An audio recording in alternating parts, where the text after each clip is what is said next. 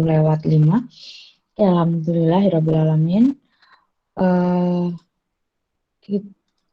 Kita bertemu lagi dalam virtual atau online ya, online meeting dalam keadaan sehat walafiat. Alhamdulillah Allah selalu memberikan kita kesehatan dan untuk melaksanakan kegiatan-kegiatan kita sehari-harinya. Insya Allah kita semua dalam keadaan sehat dan selalu sehat, dilindungi Allah Subhanahu wa Ta'ala, dan selalu jaga kesehatan di masa pandemi kali ini. Jadi, pada kesempatan kali ini saya akan memberikan sosialisasi atau pemahaman sedikit mengenai cara referensi atau cara mensitasi suatu karya ilmiah untuk tulisan karya ilmiah kita. Nah, jadi misalnya di sini untuk mahasiswa tingkat akhir, khususnya untuk mahasiswa tingkat akhir, yaitu terdapat beberapa mahasiswa yang akan melaksanakan tugas akhir atau skripsi. Nah, di situ wajib memahami bagaimana cara untuk mensitasi, karena nanti untuk menulis laporannya di situ harus menggunakan sitasi yang tepat dan benar, seperti itu. Jadi ini juga tidak hanya untuk mahasiswa tingkat akhir. Jadi untuk mahasiswa-mahasiswa aktif lainnya juga perlu sekali untuk memahami bagaimana cara mensitasi yang benar, karena nantinya mahasiswa tidak akan hanya mengerjakan tugas akhir, namun juga mengerjakan paper-paper atau karya-karya ilmiah, menulis ilmiah, baik itu nanti di tugas mata kuliah ataupun jika mengikuti perlombaan-perlombaan menulis suatu karya ilmiah. Nah, di situ wajib menggunakan sitasi. Apa sih gunanya sitasi? Sitasi adalah kita menjadikan tulisan orang lain itu untuk referensi di tulisan kita. Jadi sitasi ini sekarang wajib. Jadi sekarang itu sangat ketat mengenai plagiarisme atau plagiat. Nah, jadi kita pada saat menulis apapun itu tidak boleh ada plagiatnya.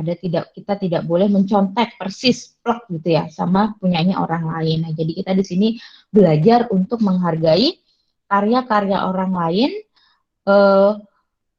sekecil apapun itu. Nah, jadi kita harus menghargai karya-karya orang lain sekecil apapun itu. Jadi jangan cuma tulisan seperti itu aja kok gitu, tidak boleh seperti itu. Jadi apalagi sekarang sesuatu yang dipublish secara online itu sangat dekat dengan sangat diperhatikan untuk plagiatnya. Nah, jadi kita kembalikan ke diri kita sendiri, misalnya kita menulis atau membuat suatu karya gitu ya, walaupun itu sederhana, tapi kalau karya itu kita namanya suatu karya, walaupun itu ibaratnya hanya tulisan satu lembar tulisan, itu kita butuh waktu untuk mengerjakan itu. Nah, jadi butuh tenaga untuk mengerjakan itu. Nah, jadi jika tulisan kita itu tiba-tiba diakui oleh orang lain, maka pasti kita akan kecewa. Nah, jadi untuk menghindari itu semua, kita berusaha untuk tidak melakukan plagiat, karena jika karya kita sendiri yang diplagiat, kita pasti akan jengkel gitu ya, ibaratnya marah seperti itu. Pasti kok itu kayak gitu ya, kok apalagi sampai karya itu nantinya akan mendapatkan reward. Nah, misalnya seperti itu. Misalnya kita menulis nih, baru ternyata tulisan itu bagus, tapi kita lupa untuk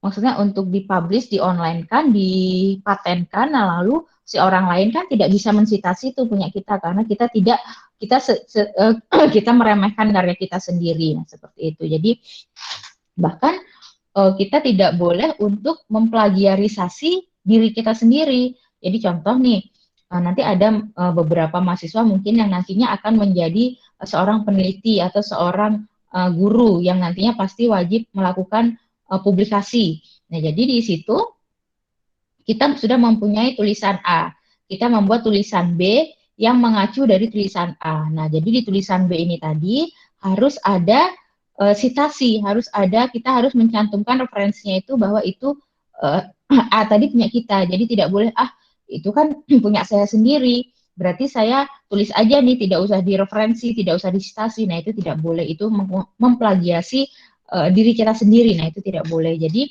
walaupun itu tulisan kita, tetap di tulisan misalnya di tulisan B itu ada mencantumkan tulisan kita yang A tadi, itu wajib tulisan kita yang A tadi juga dijadikan referensi, disitasi dengan baik dan benar di tulisan kita yang B tadi. Itu jadi saya langsung masuk ke materinya. Di sini saya akan presentasi untuk alat bantu yang membantu kita dalam proses mensitasi. Nah, jadi ada yang dinamakan dengan aplikasi atau software Mendeley. Nah, mungkin di sini untuk beberapa yang sudah pernah mendengar, yaitu bisa nanti jika ada masukan gitu ya, misalnya Bu, mungkin kurang lebih ada ilmunya yang lebih dari saya gitu, tidak apa-apa nanti disampaikan. Jadi kita saling tukar pikiran seperti itu, tukar ilmu gitu ya. Nah, jadi di sini mudah mengelola bank referensi dengan Mendeley.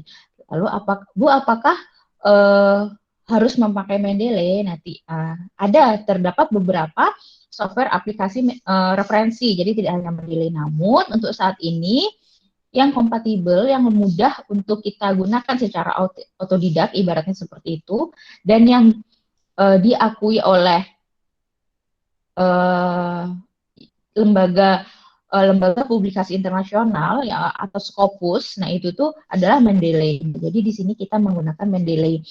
Referensi sendiri itu jika kita langsung menggunakan di Office itu sudah tersedia, tapi di Office itu sangat sederhana. Nah, jadi di Office itu sederhana dan kita harus memasukkannya secara manual. Tapi kalau di Mendeley nanti kita insya Allah akan lebih terbantu karena dia beberapa alat bantunya itu udah otomatis seperti itu.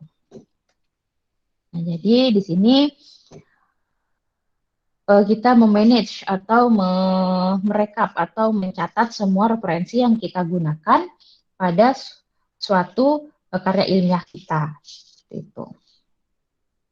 Nah, jadi Mendeley ini adalah reference manager, dia itu free, kita bisa dapatkan dia free, itu kita install di desktop yang nantinya akan tersinkron, terkoneksi dengan Office kita, dengan Microsoft Word kita, seperti itu.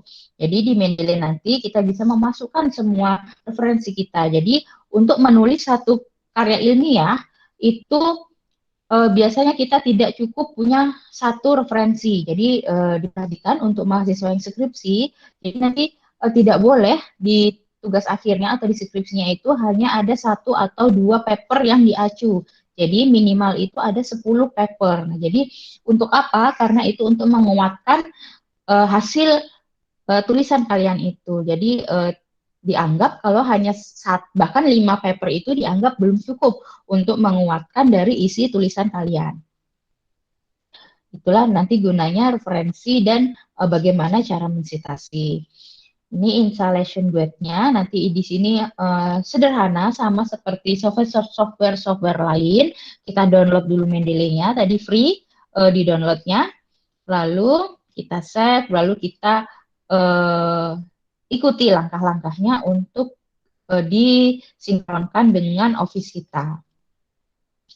Jadi di sini sangat sederhana untuk aplikasi menginstalnya. Jadi silakan nanti setelah ini dicoba-coba di searching di mendeley.com.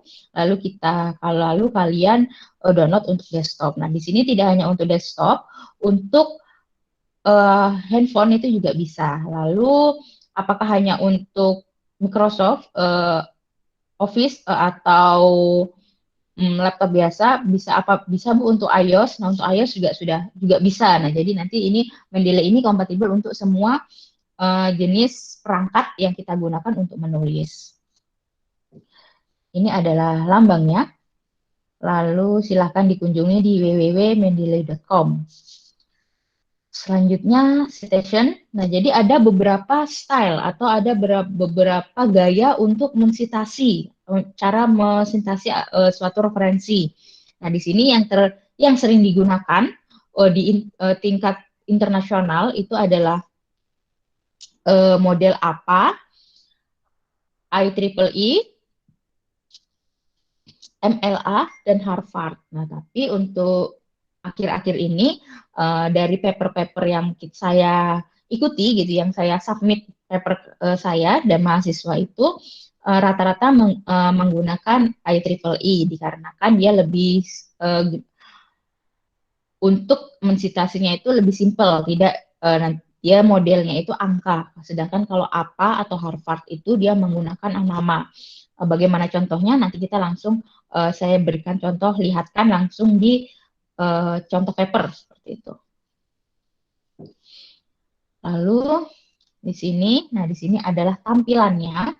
Nanti untuk materinya ini saya buatkan catatannya, nanti saya share di grup dan kalian bisa pelajari. Tapi di sini saya langsung akan men-trialkan langsung di alat aplikasinya.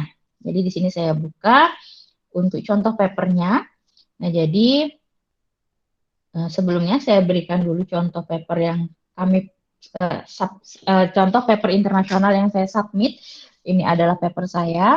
Nah, di sini biasanya tingkatan paper itu kita akan mensubmit dulu, habis itu nanti akan ada reviewer. Nah, jadi di situ di review dari sisi format, baik format, habis itu tulisannya, grammarnya.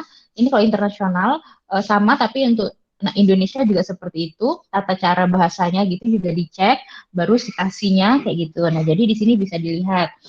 Di sini saya pertama mensitasi itu campur aduk. Nah, jadi di sini coba dilihat ya. Di sini ini tadi yang gayanya yang saya bilang gaya. Kalau gaya IEEE atau IEE, nah itu gayanya adalah seperti ini. Dia hanya sederhana, singkat, ringkas gitu. Satu dalam kurung satu, habis itu tiga kayak gitu dia sesuai gitu ya, hanya angka satu, dua, tiga dan seterusnya. Tapi kalau dengan apa atau Harvard, nah itu dia menuliskan namanya. Nah, jadi di sini komennya adalah perhatikan konsistensi dalam menulis citasi. Nah, jadi kalau di Harvard atau apa, itu dia modelnya seperti ini. Dia dituliskan namanya, tapi kalau di dalam IEEE dia hanya angka satu, 2, 3 dan seterusnya. Jadi kan lebih ringkas ya dilihat di tulisannya.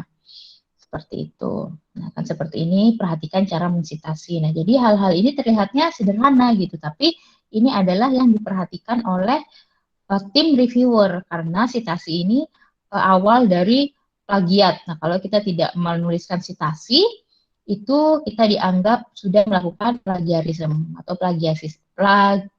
plagiarisasi seperti itu. Ini nah contohnya di dalam satu saya di dalam paper saya ini saya hanya kasih 5. Nah, ini untuk saya berikan contoh kepada kalian. Saya submit paper saya ini udah di accept tapi dia harus diperbaiki. Nah, jadi seperti itu. Apakah ada book paper yang tidak diterima?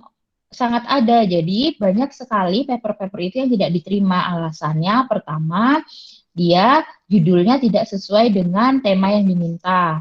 Yang kedua, gaya bahasanya itu sangat eh, sangat hamburadul ibaratnya kayak gitu. Dia gaya tulisannya itu tidak tidak rapi eh, dan tidak jelas gitu antara paragraf satu paragraf lainnya itu tidak terhubung. Nah, itu bisa salah satu hal untuk paper kita itu ditolak.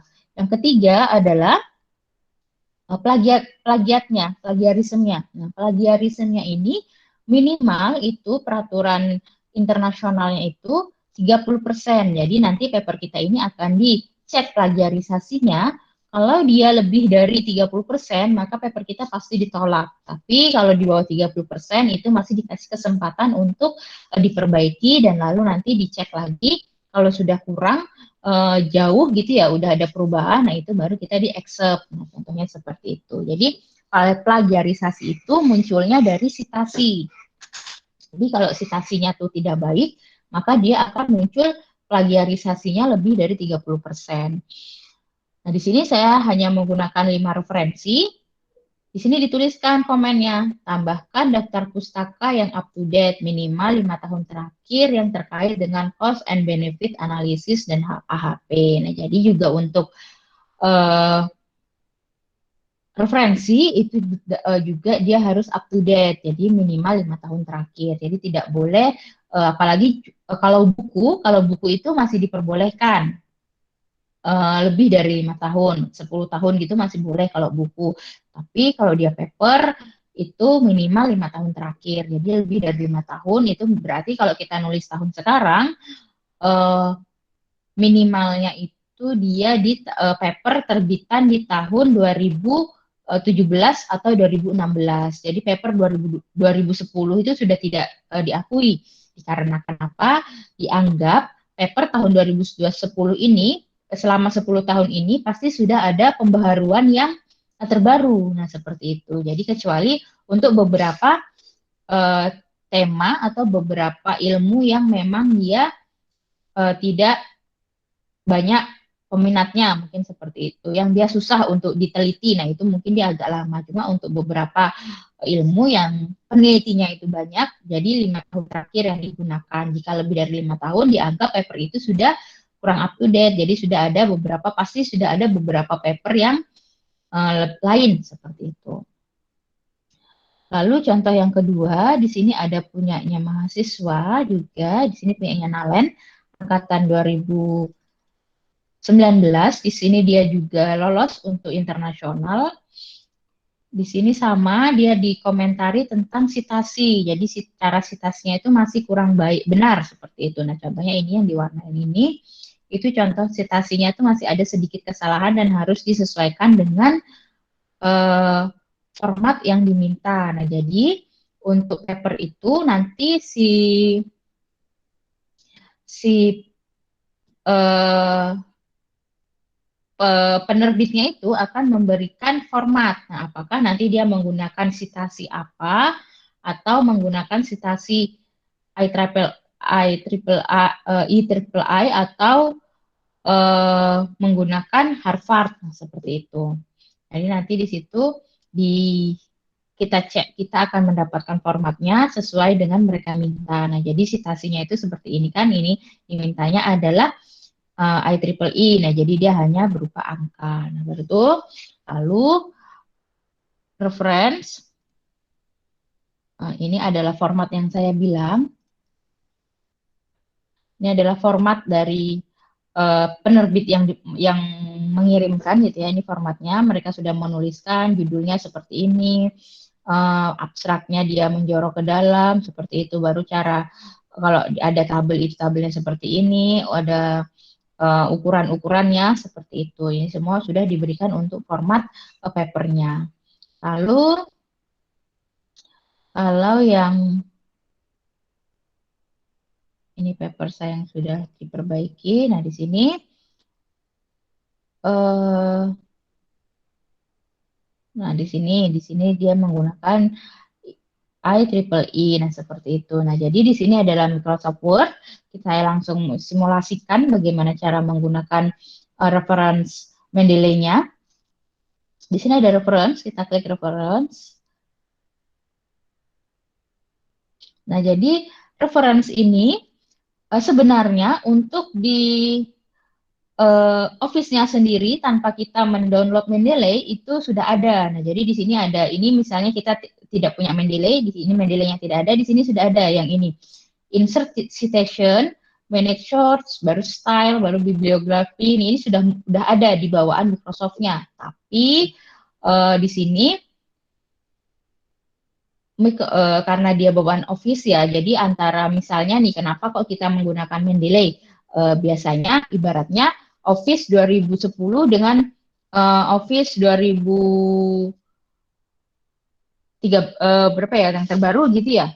Office yang terbaru itu ada perbedaan ibaratnya kayak gitu. Nah, terus yang saya lihat beberapa office itu tidak ada IEEE-nya. Nah, contohnya seperti ini. Dia hanya ada apa, Chicago, GB, GOS seperti ini. Nah, dia tidak ada IEEE. Sedangkan yang banyak digunakan adalah IEEE. Nah, jadi itulah kenapa menggunakan Mendeley. Nah, karena di Mendeley itu ada IEEE yang notabene itu paling umum digunakan untuk paper seperti itu.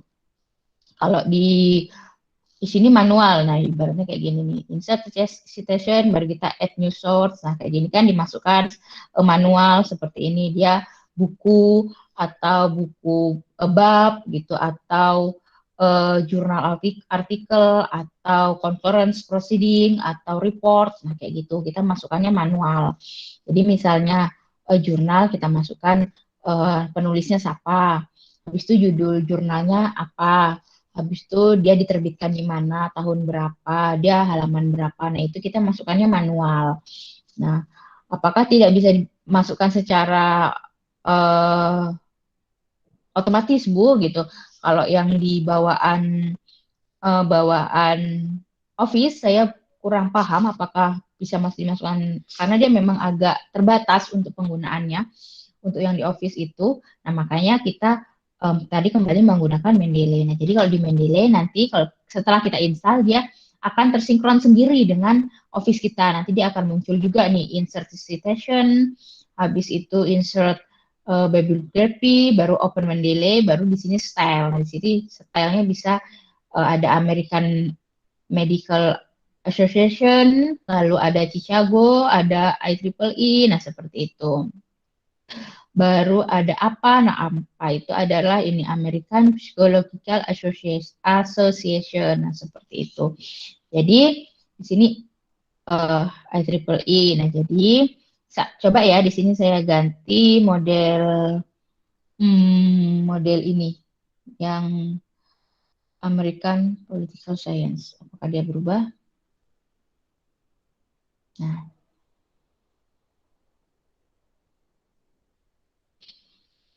dia loading masih mengubah.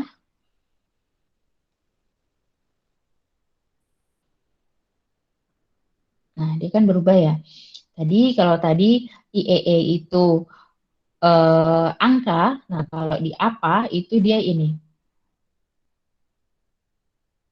dia dituliskan nama dan tahunnya, jadi dia akan lebih panjang, nah, seperti itu. Tapi kalau dia di IEEE, nah dia hanya berupa angka 1, 2, 3 dan seterusnya.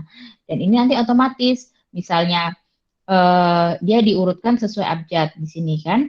Jadi misalnya nanti eh, maaf dia diurutkan sesuai dengan eh, yang pertama kita citasi gitu. Jadi nanti di sini misalnya ada yang baru, dia otomatis dia akan tersusun sendiri. Jadi kita tidak perlu misalnya dia sesuai abjad atau sesuai yang pertama kita citasi. Nah itu dia tidak kita tidak perlu mengedit di sini manual gitu ya, dia secara otomatis. Nah jadi bagaimana cara memasukkan referensinya, kita open Mendeley. Nah seperti ini, kita open Mendeley ini dia langsung muncul. Nah, lalu di sini diminta citation style-nya, mau IEE atau yang lainnya, ada Harvard juga, ada apa, di sini ada Vancouver, nah di sini macam-macam, ada semua. Nah, di sini saya pilih uh, IEE, nah baru kita pilih dan.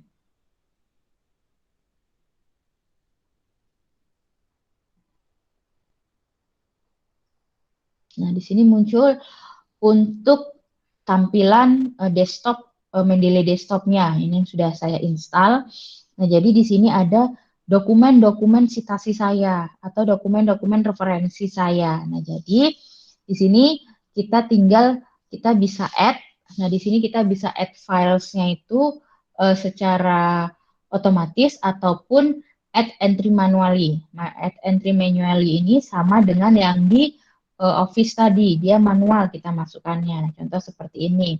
Di sini ada jurnal artikel, book section, kayak gitu. Baru judulnya apa, penulisnya siapa, dia penerbitnya siapa. Ini kita masukkan secara manual.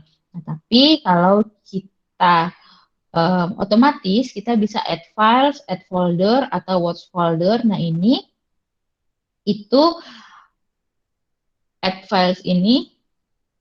Nah, kita tinggal klik nih paper mana nih yang mau kita masukkan seperti itu ya. Jadi misalnya tadi saya ini,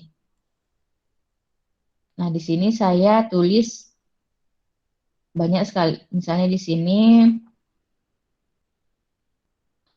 ada folder saya nih untuk beberapa penelitian saya. Misalnya referensi penelitian rancang bangun mesin pemotong keripik. Nah, saya buka, habis itu nih paper mana yang mau saya masukkan. Itu tinggal saya klik. Misalnya paper yang ini tinggal saya klik open kayak gitu. Nah, dia langsung masuk di sini otomatis. Dia mulai dari uh, editnya itu kapan, penulisnya siapa, judulnya apa, habis itu dia publishnya itu di mana, kayak gitu ya, tahun berapa gitu, dia langsung terdetek. Nah, lalu itu tadi file. Nah, boleh juga kalau folder, misalnya kita langsung mau masukkan folder, misalnya kita sudah, misalnya kita lagi meneliti tentang rancang bangun mesin pencacah sampah gitu ya, itu langsung kita buat foldernya, folder misalnya referensi penelitian rancang bangun pencacah sampah, itu langsung kita add foldernya, dia langsung otomatis masuk semua di sini seperti itu. Lalu juga kita bisa di sini kita tambahkan folder di sini ada misalnya kita banyak nih penelitiannya dalam 1 tahun, saya punya 3 penelitian dengan referensi yang berbeda, masing-masing penelitian itu referensinya berbeda, biar lebih mudah kita bikin foldernya lagi. Nah, contohnya seperti ini. Tadi di sini saya ada penelitian saya tentang dengan metode Taguchi, lalu ada tesis saya. Nah, ini adalah referensi untuk tesis saya. Nah, di situ bisa di sini kan. Nah, di sini tinggal kita buat foldernya, kita sesuaikan. Jadinya nanti tinggal kita klik aja kita mau mensitasi yang mana seperti itu.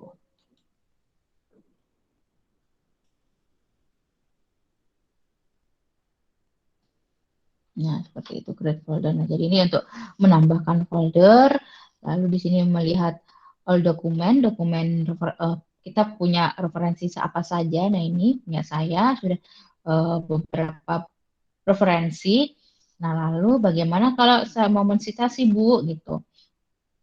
Tinggal mensitasinya tinggal mudah saja. Misalnya di sini ya, di sini itu adalah saya mendapatkan tulisan ini, maksudnya referensi saya untuk kalimat yang ini itu berasal dari paper A, misalnya seperti itu.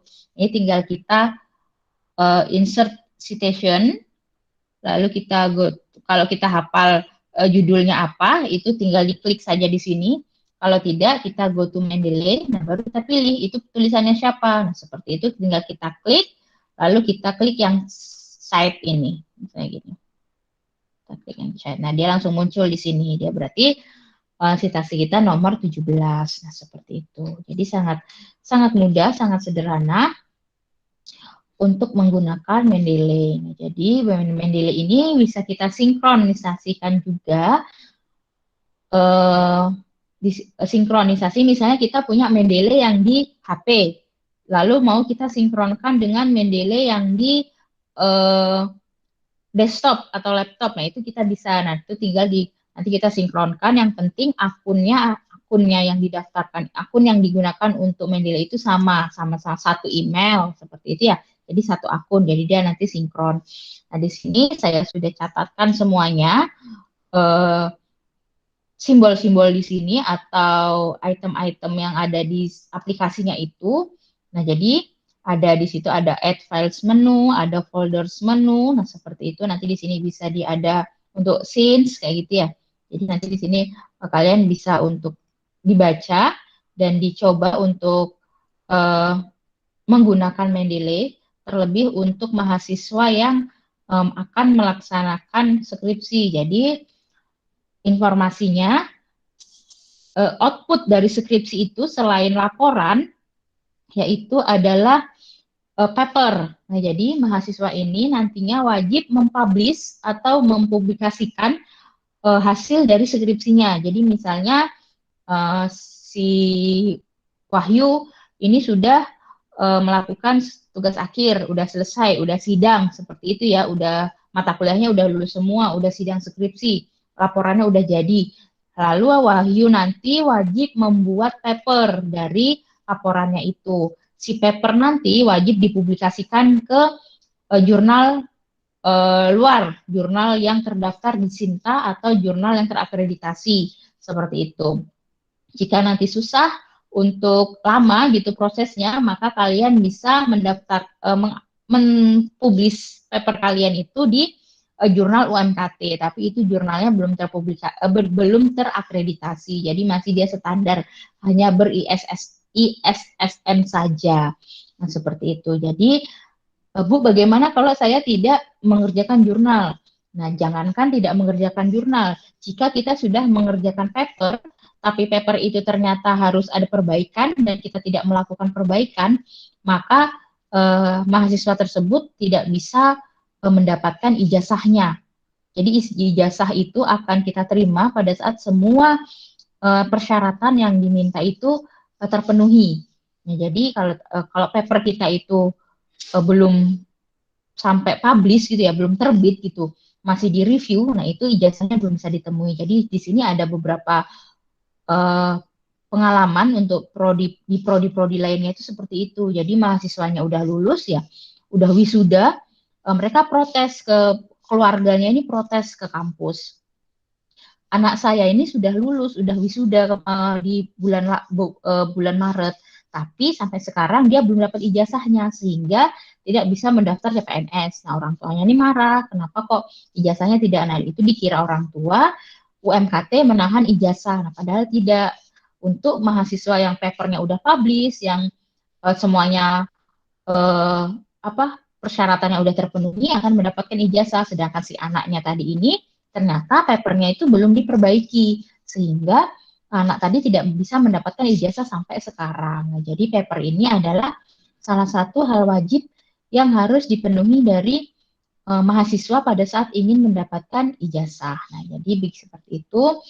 Ini adalah penjelasan-penjelasan Mendeley ya, baik dia bisa di-insert manual atau di-insert otomatis atau tinggal di drag and drop kayak gitu, tinggal ditarik gitu ya foldernya ke Mendeley itu sekalian saya kira sudah paham, udah biasa. Nah, jadi nanti ini saya berikan di grup, nanti bisa dibaca-baca, misalnya ada yang lupa ya bagaimana cara advice, bagaimana cara uh, mensitasi, nah itu bisa dibuka lagi di sini. Nah, jadi saya harap semua mahasiswa bisa menggunakan Mendeley ini karena ini adalah uh, aplikasi citasi, aplikasi referensi, reference manager yang sangat mudah untuk digunakan seperti itu dan belajar untuk mulai membuat paper. Nah, jadi saya sekali lagi saya sampaikan bahwa eh, kami membuka untuk kelompok riset atau kelompok penelitian. Jadi di sini ada beberapa mahasiswa itu yang sudah banyak sekali melakukan penelitian dan publish paper. Nah, jadi dan sudah kita masukkan di Google Scholar ya. Jadi nanti untuk teman-teman yang apa tuh nama yang pingin gitu, yang pingin lebih mudah untuk menulis gitu. Jadi nanti bisa menghubungi saya atau menghubungi teman-teman untuk belajar cara membuat paper. Jadi cara membuat paper ini susah-susah, gampang seperti itu.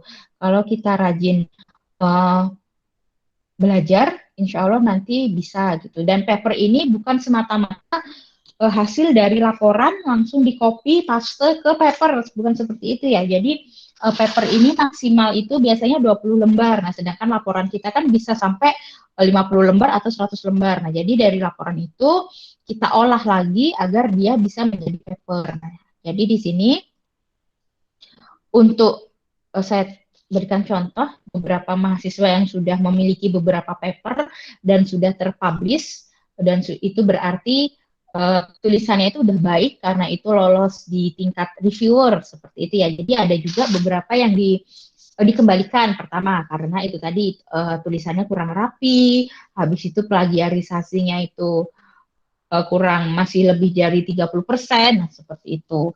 Jadi di sini ada Muhammad Khairul angkatan 18, Wahyu angkatan 18, Nalen angkatan 19, baru Sabar angkatan 18. Nah, ini adalah mahasiswa yang eh, tulisannya itu sudah tampil di online dan sudah publish seperti itu ya. Jadi ini udah paper-paper mereka ini sudah bagus. Jadi nanti untuk teman-teman yang mau untuk belajar gitu silakan menghubungi mereka atau menghubungi saya, dan yang apalagi yang mau lulus semester ini ya, yang mau mengerjakan tugas akhir dan harus mempublish papernya seperti itu. Dan juga contoh contoh plagiarisasi saya kasih contoh di sini adalah plagiarism check ya. Ada yang sekarang itu banyak ada untuk melihat plagiarisasi itu ada Turnitin, sekarang yang lagi rame ada Grammarly, ini juga lebih mudah.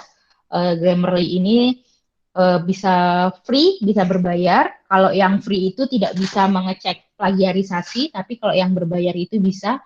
Nah, jadi untuk informasi nanti tugas akhir mahasiswa ataupun laporan-laporan lainnya, baik dimulai dari laporan PKN, saya akan sudah menggunakan aturan plagiarisasi dan tulisan ya. Jadi nanti di situ akan saya gunakan Grammarly untuk menilai tulisan kalian, akan saya upload di Grammarly gitu. Akan saya lalu nanti di Grammarly akan menghitung. Contohnya di sini ada tulisan saya. Jadi misalnya mahasiswa ini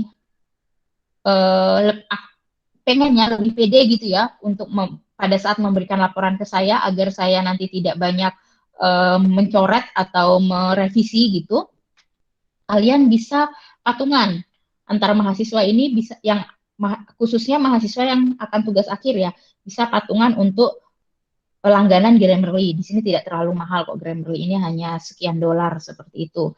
Nah, jadi di sini bisa dicek sebelum dikumpulkan ke prodi, sebelum diasistensikan ke prodi itu bisa dicek dulu pribadi, lalu nanti dicek di situ skor dari tulisan kalian itu berapa, lalu nanti plagiarismenya itu berapa persen seperti itu. Di sini ada contohnya ya, ada 2 paper ya yang sudah saya nilai. Di sini ada paper saya tentang analisis kualitas pengelasan. Nah, lalu di sini skor dari tulisan saya itu adalah 93. Nah, this text scores better than 93% of all text checked by Grammarly. Nah, jadi di sini Grammarly ini akan mengecek tulisan kita itu akan dicek dengan semua situs online, semua paper yang terpublish di online di Google. Memang canggih sekali teknologi zaman sekarang. Jadi mereka bisa mengecek di mana tingkat kesamaan dari paper kita itu, seperti itu. Lalu saya akan mengecek plagiarismenya. Nah, plagiarisme saya adalah 3%. Nah, tadi minimal plagiarisme yang diakui adalah 30%. Lewat dari 30% berarti paper kalian, tulisan laporan atau paper kalian itu akan berarti sangat banyak kata-kata yang nyontek, jiplak dari paper lainnya, seperti itu ya. Nah, di sini plagiarisme saya 3%, ini cocok dengan 7 sumber atau 7 paper lainnya yang ada di web atau ada di dokumen akademik yang terpublis. Nah, seperti itu. Nah, jadi 7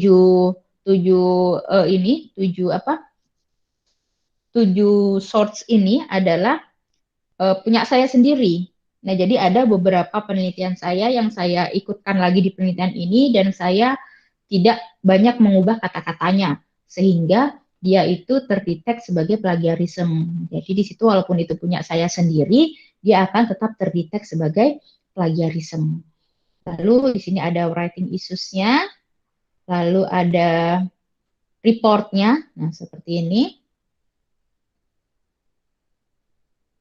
akan tercek semua ya, grammarnya itu tercek apakah dia udah baik kalimatnya atau kalimatnya itu uh, jelek gitu.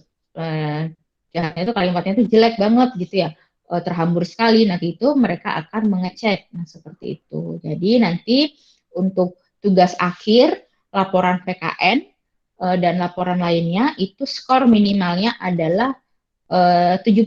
Jadi skor di bawah 70 nanti akan saya kembalikan dan harus diubah total. Berarti tulisannya itu tidak rapi seperti itu. Ini yang punyanya Nalen Group, ini juga lolos di internasional di paper Scopus ya, alhamdulillah. Nah, di sini skornya 881. Nah, jadi Nalen ini sudah bagus untuk menulisnya dan ini bahasa Inggris. Terus plagiarismenya dia juga 3% dari 6 sumber saja. Dia hanya 3%, ini sangat kecil. Jadi di sini papernya accept ya, diterima seperti itu karena dia plagiarismenya bagus, lalu skornya bagus, seperti itu. Jadi nanti mahasiswa belajar menulis, belajar merangkai kata-kata sendiri, tidak boleh mencontek. Jadi nanti misalnya ada yang tugas akhir misalnya Wahyu dan Sabar. Nah, jadi Wahyu Sabar ini misalnya tulisannya nih sama nih, terdetek plagiarisme nih antara Wahyu dan Sabar. Itu ya. Itu saya tidak akan menanya siapa yang pertama mempunyai ide tulisan itu, siapa pemiliknya, saya tidak akan tanya, tapi saya akan langsung minta dua-duanya untuk mengubah. Jadi nanti biar tidak ada salah-salahan ya. Jadi itu kata-kata Sabar Bu, itu kata-kata Wahyu. Nah, tidak boleh ada seperti itu. Jadi nanti akan saya minta dua-duanya itu merubah total semuanya. Jadi tidak boleh ada yang sama. Di sini kita belajar untuk menjadi seorang akademis yang baik gitu ya, yang menghargai karya-karya orang lain. Mungkin itu untuk plagiarisme. Uh, ada yang sambil ditanyakan, saya silahkan sambil mengisi absen ya, saya kirim linknya.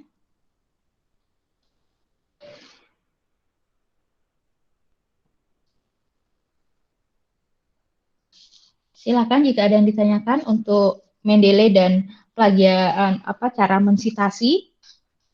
Jadi untuk beberapa mahasiswa saya lihat sudah paham dengan cara mensitasi, tapi eh,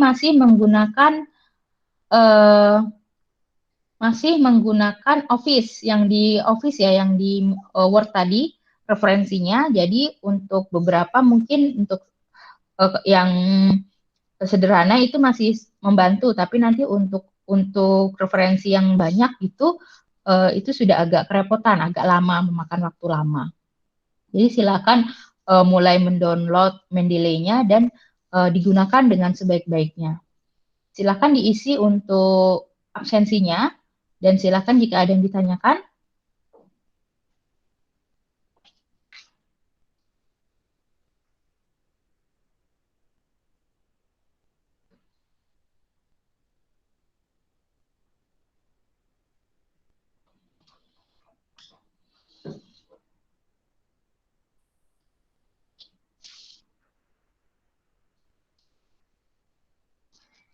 Nanti untuk sertifikat nanti akan saya kirimkan atau nanti akan saya drop di Prodia, nanti silakan diambil jika kita sudah offline.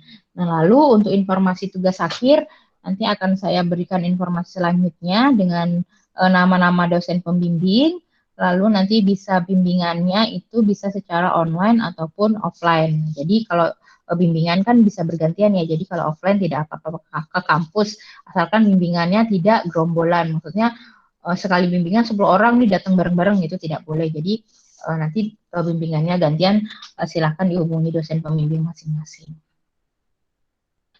Ada yang ditanyakan mengenai paper?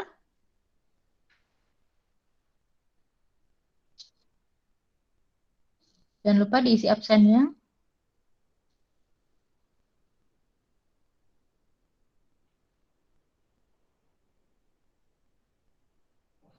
Silahkan jika ada yang ditanyakan. Dan untuk selanjutnya nanti akan saya berikan sosialisasi untuk cara mendaftar tugas akhir dan untuk mengisi buku bimbingan tugas akhir ya. Oke, ada yang tanya di sini, Muhammad Khairul, maaf Bu, saya mau tanya, untuk di bab 2 pada laporan PKN, apakah dicek plagiarismenya atau hanya citasi aja? Dan untuk yang dicek pada plagiarisasinya pada laporan PKN di bab berapa Bu?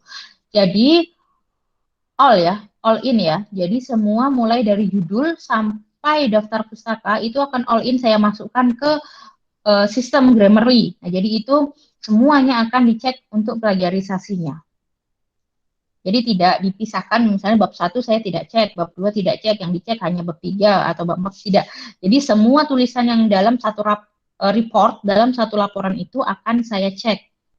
Jadi contohnya di bab 1 tidak boleh juga ada plagiarisasi. Bab 1 itu 70% pendapat, 70% itu ide kita dengan referensi ya. Nah, baru 30%-nya itu yang mendukung. Nah, baru bab 2 itu sangat dekat dengan plagiarisasi karena di situ isinya teori. Jadi tidak boleh ada teori atau rumus itu yang tidak diberikan referensi atau tidak diberikan sitasi. Jadi kecuali karena anggapannya seperti ini ya, kalian itu S1 itu belum bisa menciptakan rumus, kecuali S2 atau S3. S2 dan S3 itu adalah mendevelop atau membuat atau mengembangkan rumus. Nah, seperti itu. Kalau mengembangkan rumus itu pasti ada punya kita sendiri. Nah, tapi kalau S1 adalah aplikasi menggunakan rumus, sehingga rumus itu pasti bukan punya kalian. Jadi kalau nanti menuliskan angka, menuliskan rumus, itu wajib ada sitasinya. Jika tidak ada sitasinya, maka itu adalah plagiat. Nah, jadi yang dicek plagiarismenya itu semua isi dari reportnya. Satu laporan itu akan dicek untuk plagiarisasinya. Ada lagi yang ditanyakan? Jadi di sini mulai jahat ya. Jadi tidak ada lagi jangan takut nggak diteman sama temennya. Jadi di sini mulai pelit ibaratnya gitu. Jadi misalnya tadi Khairul bikin laporan, jangan sampai laporan Khairul ini dicontek atau dijiplak-plek sama teman lainnya. Jadi nanti baik Khairul atau teman lainnya itu akan saya minta ganti kalau memang terdetek sama seperti itu. Lalu dari Sony Hadirawan, maaf izin bertanya Bu, misalnya jika penelitian kita melanjutkan atau mengembangkan penelitian sebelumnya, bagaimana? Tidak apa-apa, penelitian pengembangan dengan catatan yaitu memang format-formatnya nanti disesuaikan dengan format prodi teknik mesin sini, lalu isinya juga tadi ya sesuai format, tidak plagiat, tidak dia rapi seperti itu. Tidak apa-apa Pak Sony. Ada lagi yang ditanyakan?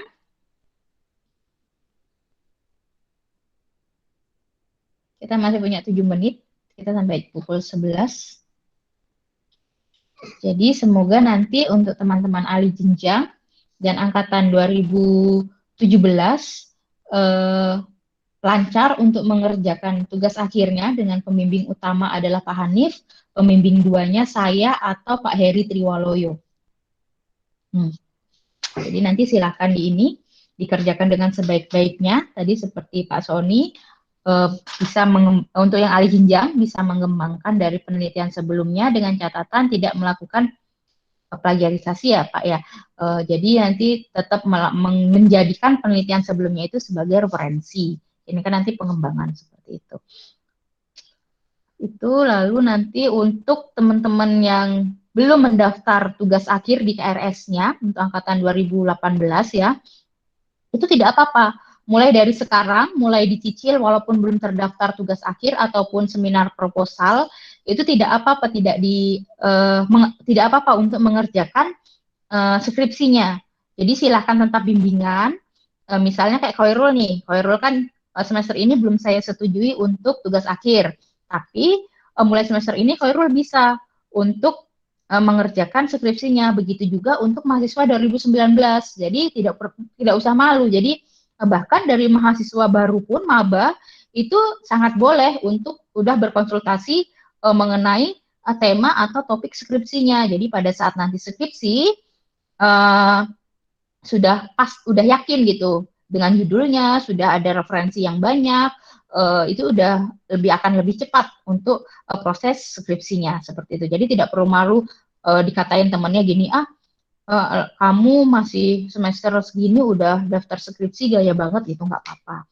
Jadi untuk angkatan-angkatan yang lain walaupun di KRS itu belum muncul tugas akhir, itu tidak apa-apa untuk dibimbingkan. Misalnya nih masih semester 3 ya, tapi udah ada ide, Bu, kayaknya saya skripsinya mau idenya tentang ini deh, gitu nggak apa-apa. Jadi mulai dari semester 3 itu dikumpulin referensinya, lalu nanti semakin banyak referensi itu akan semakin menguatkan tugas akhir kalian dan akan semakin banyaknya ide yang muncul. Jadi apalagi untuk mahasiswa yang minatnya adalah rancang bangun ya, desain manufaktur. Nah, jadi dengan ide-ide yang banyaknya referensi itu pasti nanti desainnya akan lebih bagus, akan lebih memperbaiki desain-desain yang ada gitu dan akan lebih kuat untuk alasannya mengapa mengerjakan desain itu seperti itu. Jadi kayak Khairul dan teman-teman yang memang di KRS itu belum ada TA, silahkan untuk bimbingan skripsi baik ke saya atau ke Pak Hanif atau ke dosen lainnya jika dosen kita yang sedang tubel jika mereka bersedia ya, itu tidak apa-apa dilakukan bimbingan, mulai dikerjakan proposalnya. Jadi pada saat semester depan itu muncul seminar proposal dan tugas akhir di KRS itu bisa langsung dikerjakan. Nah, dan juga untuk yang semester ini melakukan seminar proposal dan tugas akhir, harap segera dikerjakan karena seminar proposal akan dimulai pada pertengahan semester. Jadi sekitar bulan November awal atau Oktober akhir sudah harus mulai seminar proposal. Jika lewat dari situ seminar proposalnya, kemungkinan besar skripsinya juga pasti akan mundur. Nah, karena sidang skripsi pada saat UAS. Paling tidak 2 minggu setelah UAS itu harus sudah ada sidang skripsi untuk yang tugas akhirnya masuk di KRS semester ini. Jadi untuk teman-teman ahli jenjang dan angkatan 2017, nah itu nanti tugas akhirnya itu satu semester ini, kalau nanti misalnya tidak lulus ya berarti di semester depan ketemu tugas akhir lagi seperti itu. Harus mengambil tugas akhir lagi dan dengan membayar SKS tugas akhir lagi. Tapi kalau untuk biaya tugas akhirnya itu sekali, tapi kalau untuk biaya tugas SKS tugas akhir itu dibayar setiap tugas akhir itu diambil. Jadi misalnya semester ini ternyata tugas akhirnya tidak jadi, dilanjutkan semester depan, berarti semester depan membayar lagi tuh 5 SKS tugas akhir atau 500.000. Tapi untuk biaya tugas akhir yang 2.100.000 sekian atau 2 juta sekian berapa itu mencangkup biaya TOEFL, biaya uang sidang, uang apa itu memang hanya dibayar sekali sampai sidangnya selesai, sampai dia dilaksanakan. Jadi itu yang perlu dipahami. Jadi memang harus punya effort, usaha yang lebih untuk teman-teman yang tugas akhirnya di semester ini ya. Saya lihat untuk kemarin untuk ahli jenjang itu beberapa minta izin untuk belum melaporkan judulnya. Nah, itu tidak apa-apa. Jadi nanti sekaligus dilaporkan saja pada saat pendaftaran tugas akhir. Jadi nanti saya akan mensosialisasikan untuk formulir tugas akhir. Nah, jadi harap nanti yang tugas akhir datang dan menyimak untuk formulir tugas akhirnya itu dilengkapi, dikumpulkan di prodi untuk pendaftarannya, lalu nanti untuk kita setting untuk waktu seminar proposal. Oke, waktunya sudah selesai. Alhamdulillah, semoga apa yang saya sampaikan itu bermanfaat untuk kita semua ya. Jadi jangan lupa mulai untuk silahkan untuk mendownload Mendeley-nya dan dicoba di situ. Semoga itu akan sangat membantu nantinya ya untuk penulisan tugas akhir dikarenakan nanti untuk sitasi akan saya perhatikan referensi tadi minimal 10 itu dengan paper yang up to date atau 5 tahun terakhir ya. Kalau buku boleh 10 tahun terakhir atau lebih jika memang bukunya itu sulit untuk didapatkan. Dan untuk e-book juga seperti itu, yang diperhatikan untuk paper ya, paper tadi 5 tahun terakhir dengan judul-judul yang relevan dan dia itu kalau bisa paper yang terakreditasi gitu di jurnal terakreditasi. Jadi dia nantinya pada saat sidang dia akan lebih kuat keberadaannya si paper itu untuk menunjang tulisan kalian, tulisan mahasiswa itu akan lebih kuat seperti itu. Demikian untuk presentasi sosialisasi Mendeley, aplikasi Mendeley, semoga membantu mahasiswa dalam mengerjakan tulisan karya ilmiah atau tugas akhirnya atau laporan PKN-nya. Selamat mengerjakan, tetap semangat, dan tetap jaga kesehatan. Assalamualaikum warahmatullahi wabarakatuh. Waalaikumsalam warahmatullahi wabarakatuh. Waalaikumsalam warahmatullahi wabarakatuh. Saya ingatkan untuk yang belum mengisi absensi, silakan diisi ya, karena masih ada 29 orang yang hadir sekitar 35. Nanti untuk sertifikatnya akan saya informasikan.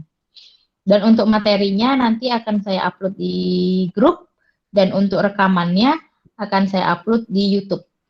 Terima kasih. Terima kasih Bu Anis. Sama-sama. Siap, sama-sama Bu. Ya, jaga kesehatan semuanya. Ya, terima kasih Bu ilmunya. Sama-sama. Ahli jenjang ini sudah dikasih waktu untuk pengisian Google Form-nya Bu, yang untuk pengajuan TA-nya. Terima kasih ya Bu ya. Iya, sama-sama Pak.